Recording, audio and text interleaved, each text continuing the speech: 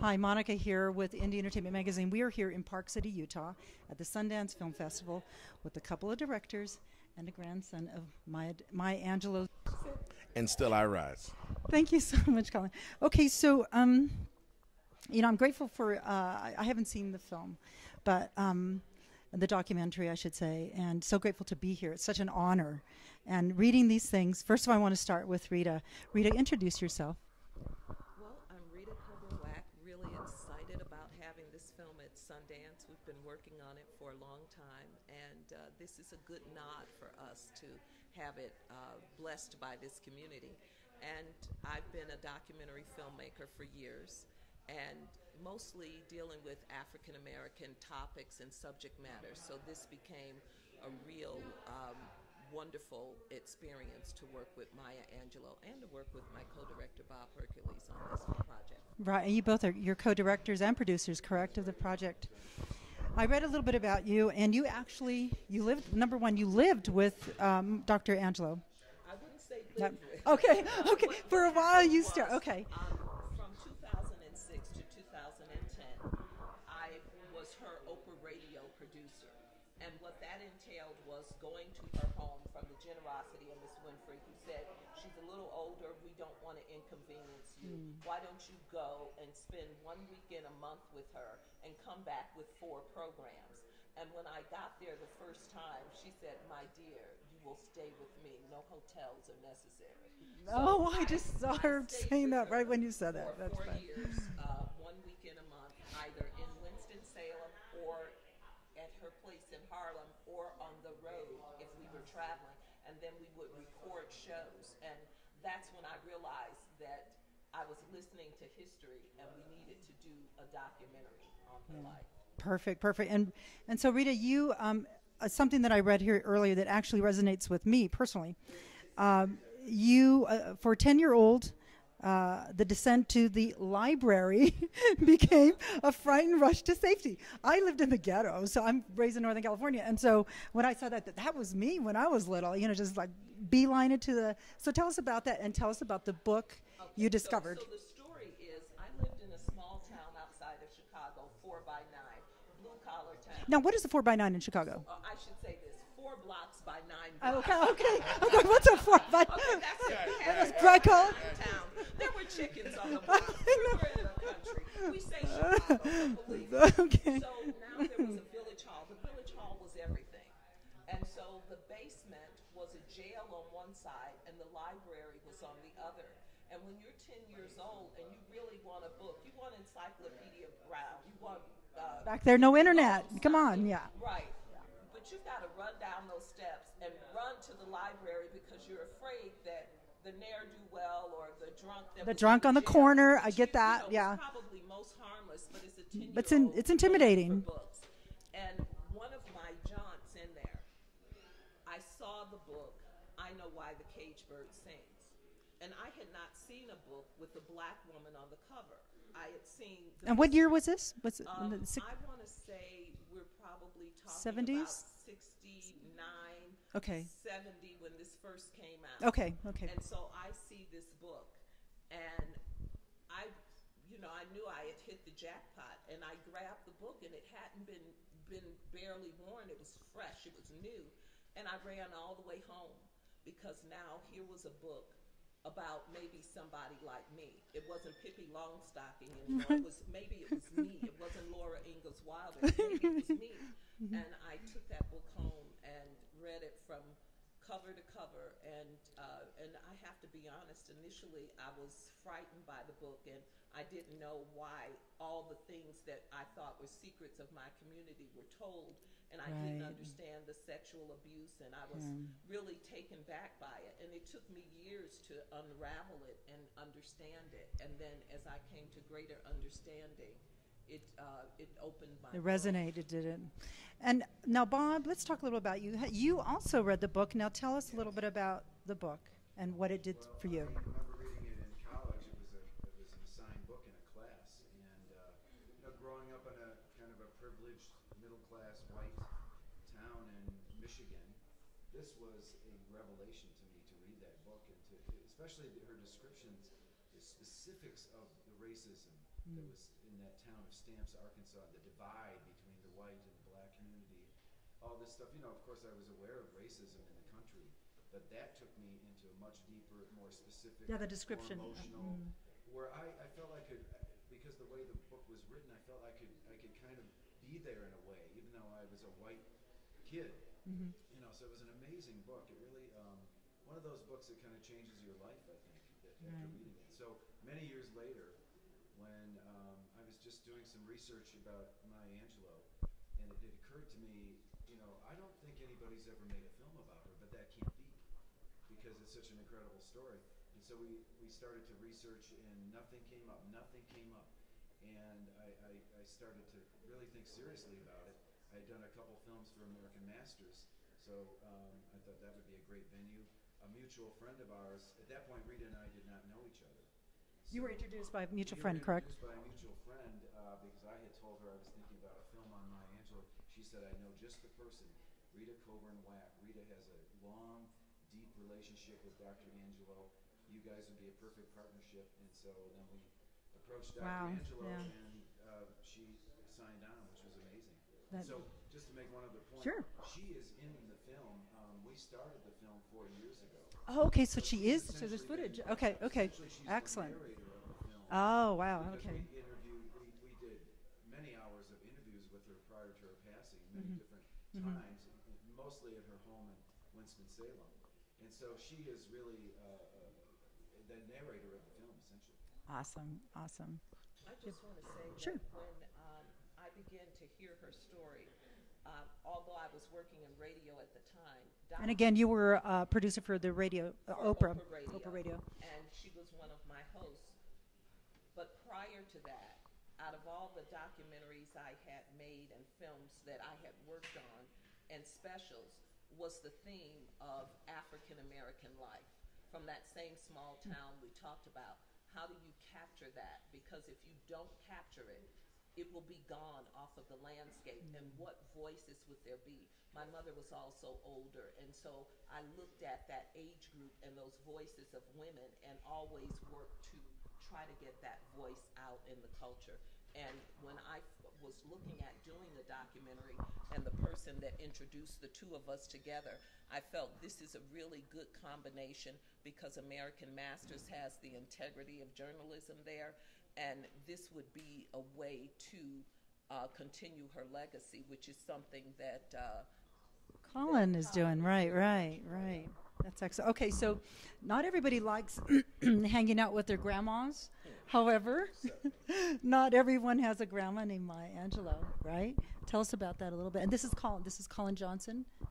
Well, I'm Colin Johnson. I'm the co-founder of Cage Bird Legacy, which is the business that continues on my grandmother's legacy, and I also run our nonprofit, our Dr. Angelo Foundation, where we give out scholarships and other things like that. And I mean, the reason why I'm doing all of this is because of my amazing experiences as a child with her.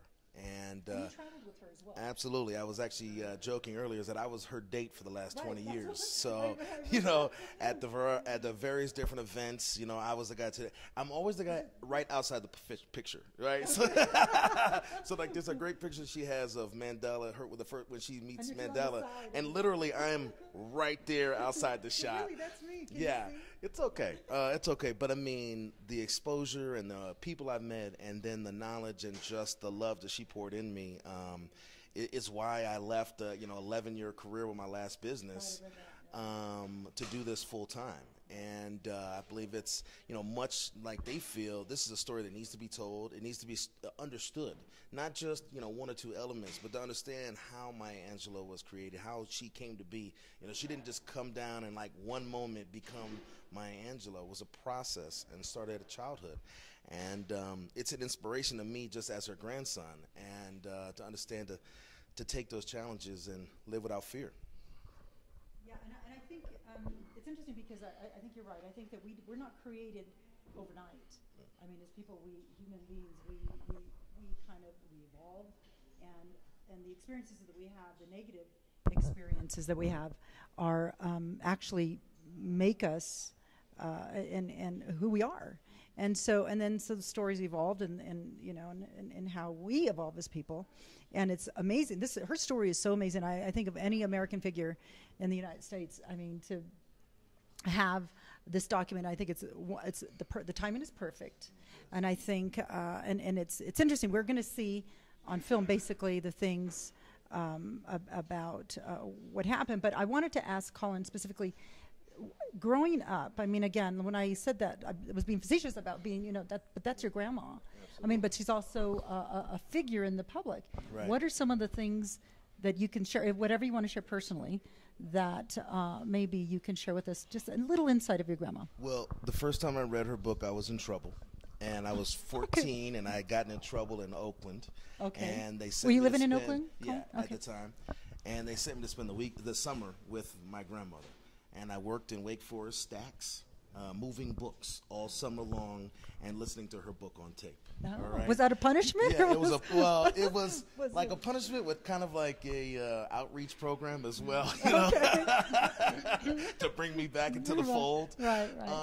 You know, I had a very real grandmother, so it wasn't like, you know, just my Angelo. I kind of viewed it as I had Marguerite Johnson as my grandmother, and my Angelo as a mentor and an inspiration. Right. I mean, it's been amazing. People often ask, you know, my dad, what's it like to grow up in the light of in the shadow of somebody so amazing. But I don't think she would. You know what I mean? Well, this is what my dad's response is that I didn't stand in the shadow. I stood in the light. Okay. Right. And she didn't carry it like, I am such and this and you're that over there. Right. It's like I'm pushing forward, pulling this entire family here, and I'm pulling a community and people and all the people that are willing to listen to my message. And that's beautiful. Right. And the way that she carried it was beautiful. Right, And, right. You know, I have nothing but positive things to say about that. Of course. She said, I would like Colin to say the quote that she said what to that you. she would tell me. Well, she told me that she was the hand at the small of my back, that she may let me stumble, but she'll never let me fall. And she has played that role every day that she lived on this earth and continues to play that role for me right now. One of the opening quotes in the film is something that she's very known for, and it capsulizes her life for us. She says, "You may encounter many defeats, but you must not be defeated." And for the 1928 birth to being here to 2014, she documented history, participated in American history, and then many other outlets documented her history for us. So when we pulled this together, we had so many, from Winston-Salem to Howard University to the Schomburg. We had a lot of organizations that helped with this. The BBC's, there was tape from all over that we pulled together, hundreds of hours, and then to have her audio from Random House. She's done 37 books, and we probably had about 10 in her voice. So we were able to use her voice to be the narrator of her own film. And once you hear that voice, you know there could be no other narrator. Absolutely. Yes. Absolutely. Yes. Absolutely. Right. Thank you. And so, so Bob, as a director producer, how do you get something so large like this and to take it and to make it resonate? Well, I mean, her life resonates with us anyhow. Yeah. But how do you document this and put it together in a way that is enjoyable, informational, and something that that sings to us in a sense? I think that was the biggest challenge, is how do you take hundreds of hours of archival material, I'm not just talking about film, but audio, pictures, et cetera, and make something coherent. It's such a big story. We had a great team of people. We had some great editors who worked with us. So it wasn't just Rita and I. We had a tremendous team. Yeah, I of saw that. people. It's a big team. Phenomenal archivist who was just a bulldog on getting those images for us. But I think early on, I think we decided we couldn't obviously tell the whole sweep of this life, this amazing life. So we focused on key moments in her life that would, I think, tell the universal story of her life, because you can't tell everything.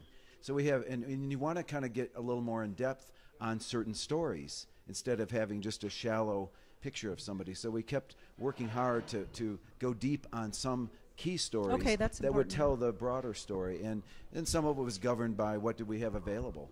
So I mean, one thing that, as I said, she kind of narrates the film. We would always love to have gone back for at least one more interview, but she passed on in 2014. Right. So Rita and I had to work very hard to find additional clips and things like that. One of our finds kind of near the end is Rita found a phenomenal interview with her on the BBC, a program called Face to Face. And that was crucial because that filled in a few gaps that we didn't have her talking about, and it was critical. Right. I think one of the things that's really important when you're doing a sketch of a person's life, you realize as a filmmaker that you don't know that life. And so you have to not believe that you know it. Okay, As many I like people that. know, they say they know Maya Angelou. You wipe the slate clean and you allow her to tell the story. I like that. You Okay. follow the spirit of the story. And even if there's a portion that needs to be told and you have no archival for it, you don't throw that away. You keep searching for the archival because you know that that is a key moment in the story. And one of the things that we found was, as you say, Maya Angelou was evolving. And so if you have her on tape from the 50s and she said something one way, she may expand on that. She may remember her mother differently in the 50s or when she was 80, when she was 40. And so a lot of times we had her start the conversation at one time period and go to another to finish it so that you got a fuller picture of who she was. And more than anything, what we hope you find is that this was, as Colin said, she was grandma to him. She was mom to Guy Johnson. Everybody else lost an icon. He's the only person that lost a mother. Right. Who was she as a mother? Who was she as a woman? Who was she as a lover? Who was she as a lover of words? And that's what we're trying to let you see in this film. That's beautiful, beautiful.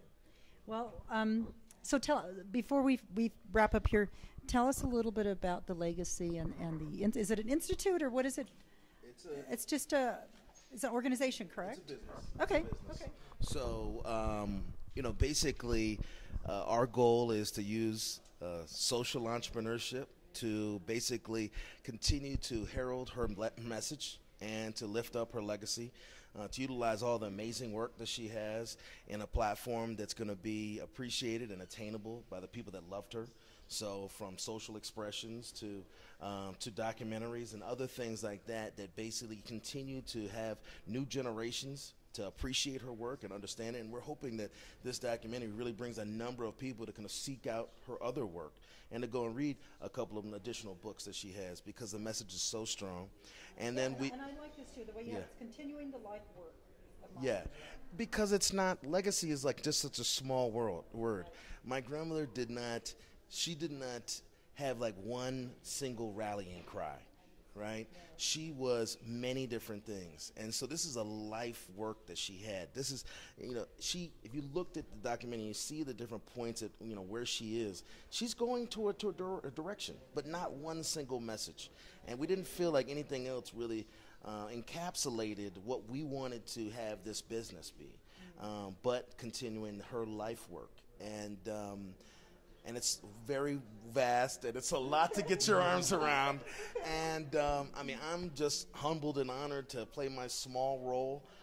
But I've stepped up for my family, and You left your business. I left my business. Yeah, absolutely. I mean, it was 18 years in corporate America, 11 with my last company, and had no other reason to leave except my amazing pride of my grandmother and who she was, and that this has to be continued.